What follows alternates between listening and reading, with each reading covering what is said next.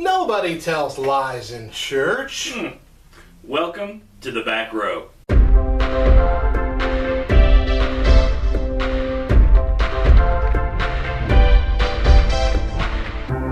Welcome to the back row with Matt and Marty. I'm Matt, and I know where you live.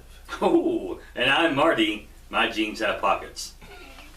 Today we're talking about lies told in church. Yeah. Things that everyone says that is not true. It's not happening. Exactly. And we have a couple things. Like one of the biggest things is volunteers for like church work days, Oh, stuff like goodness. that. Yes. We have at least twice a year. We have this big Saturday church work day thing. Come help us clean up some stuff. Help us, fix a few things. If we get a ton of people showing up, we'll be done in like an hour or two. That kind of thing. And we always have, dozens of men, women, and children that are going to be here. And by the time that day actually rolls around, it's like 3 ladies and 2 kids and 1 dude doing all the scary stuff. And one of the kids is normally in a stroller. Oh, right, yeah. Has to be held by Useless. one of the ladies or something the whole time. I know. Children are useless. Why are they Useless. I don't understand why. But we'll save that segment for another time. I think one of my favorite lies that are told in church, it kind of goes along with that. We're afraid to hurt people's feelings. And so people put you, hey, we're going to have this big work day. Well, you don't want to look bad. And you probably somewhere in your heart do want to help. Well, there's the flip side of that too is people ask favors of the church. You hesitate to say no because you're the church. You're supposed to say yes when other people don't, So like, sure, I know that your third cousin's sister's, dog owner is getting remarried for the 4th time. But we would love to let them use the sanctuary and the fellowship hall and some of the Sunday school rooms for the next 3 days, unannounced. Without proper notice. For free. But you know what? We would also love to clean up after. So, you were the church. Oh my gosh. Okay, I think maybe the biggest, most told lie in church is you did amazing on that solo. And in fact, because we all know it's a lie. And it's to the point that when someone tries to say it genuinely, they don't believe you. Like we had a Christmas Eve service, which was like all special music pretty much. And I have a friend who's up there and her voice was a little scratchy or whatever, and she thought she did terrible. I thought at least 95% of what she did was great. And I thought that eclipsed the little bit of fluctuation she had at the beginning. Told her, you did amazing on that solo. And she said, oh, thanks. She knows what that's code for. Come on. Yeah, she knows what that's code for. Thanks a lot, Matt. Yeah. Real nice. Yeah, awesome.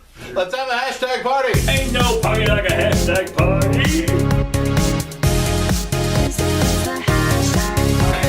While back on Twitter, we had a hashtag party for hashtag lies told in church. We wanted to hear what lies you've heard told in church, or maybe what you've told. Not always what you've heard. So we had quite a few people enter this. We had a couple hundred of these, and we had to whittle that down to 10. There were a lot of really, really good ones. We're really sorry if we didn't choose you, but what we have here, I think, are the best. So let's kick it off. All right. The first hashtag comes from @OneWallCinema. It stated, I wasn't sleeping. I was just praying really hard. Next one's from @VolunteerWorshipLeader. You'll only have to volunteer for a few months. I think I volunteered for the sound booth for like a week, and I've been doing it for 10.5 years. I volunteered to lead music for 2 weeks. I did it for 3 years. So, okay, next one comes from @ARJeffries. I totally forgot I was on schedule for nursery this week. @Gary Slinkard says, of course the church van is safe.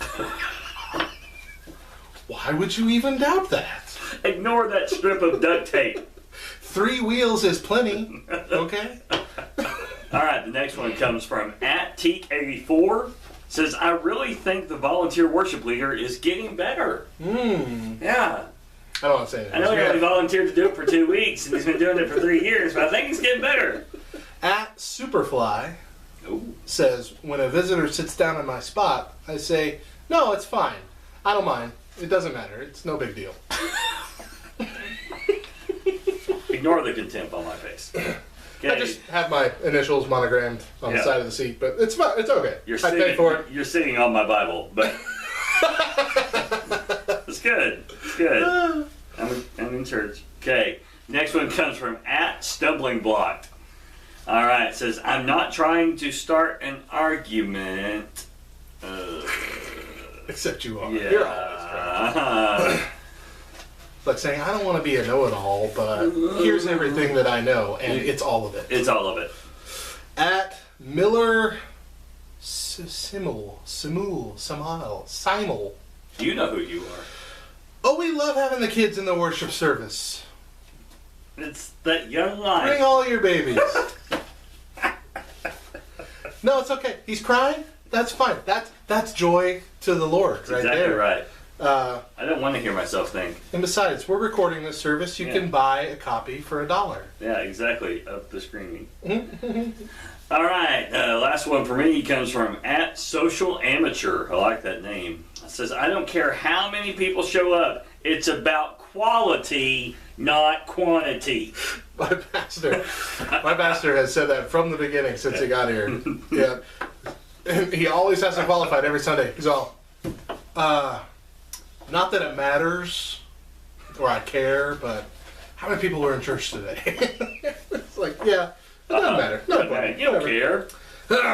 Last one, at Severius8, love me some handbells. Thank you everyone who participated in our hashtag party. Keep an eye out for future hashtag parties, for future episodes. We're going to have some more fun later on. It's time to get childish. Let's get childish.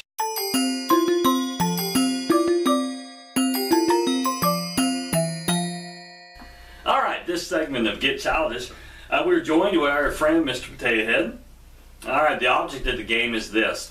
We're going to be blindfolded, and one at a time, we're going to take Mr. Potato Head apart, put him back together exactly as he's shown here. Whoever has the best time wins the coveted back rophy. I'm going to start calling it the coveted Matt because he seems to be winning them all. And so it might save us more time to just let him have it, but it won't save me any embarrassment. So let's do this. All right, here's a good look at what the potato has to look like. All those pieces have to be in those places for it to win. Since I am the reigning champion, Marty gets to go first. Go. Mr. Potato Head, man.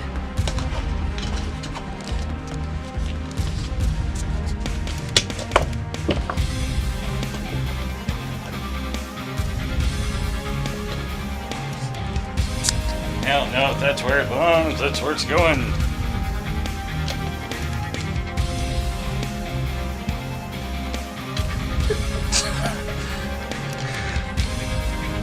If it breaks, I think you're doing it the wrong way. Let me see that. It could be that way.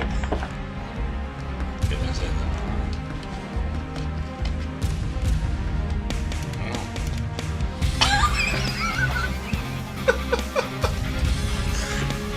It's gotta go there somewhere.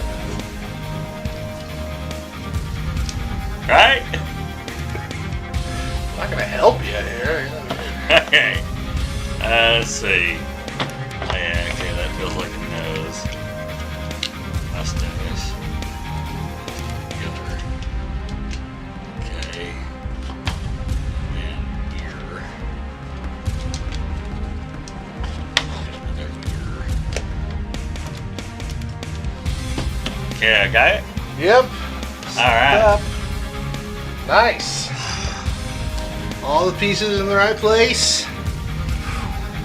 Your time, 1 minute, 27 seconds. 0.9. That's gonna be a tough tough time to beat.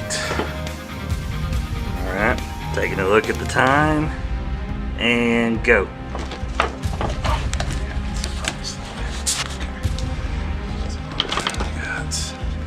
Mustache, mouth,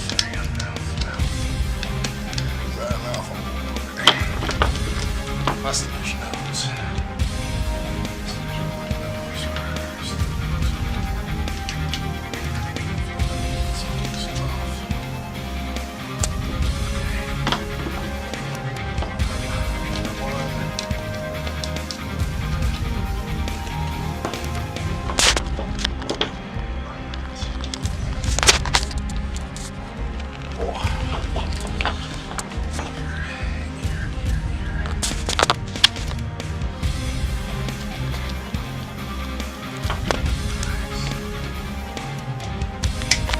Done?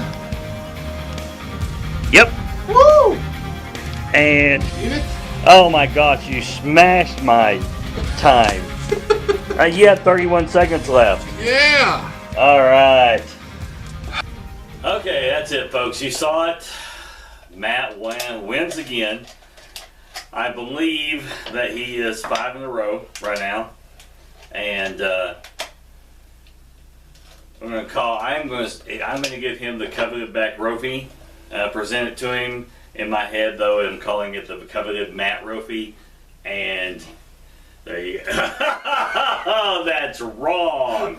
Even Mr. Mattea. Woo! Oh, Five-time champion.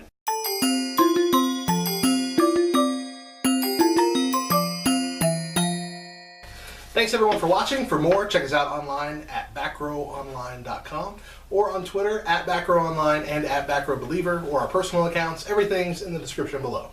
All right, to end today's segment again, we're going to get out the youth minister's hat, and we are going to see what the back row thought of the day is. Back row thought of the day says, want to bring something to the potluck but hate cooking? There ain't no law that says you can't bring a pizza. Woo! That's exactly right. And if there's kids there, I mean, come on. Or people who like food, there's nothing wrong with bringing pizza. Look, everybody lies and said, no, we want your home-cooked, heartfelt meal. No, we don't. Bring us a pizza, man.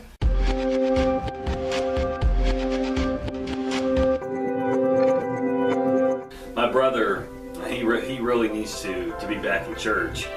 You know, would you talk to him, encourage him? I mean, he hasn't been in church for the last 25 years, and he punched the last pastor that invited him to church. Absolutely, I would love to talk to him one-on-one in a dark room, preferably an alley that's not well lit. Of course, I would love to. That's why youth pastors exist. That's exactly right. Hey, send the youth pastor. He's young and he'll bounce back quicker. Exactly.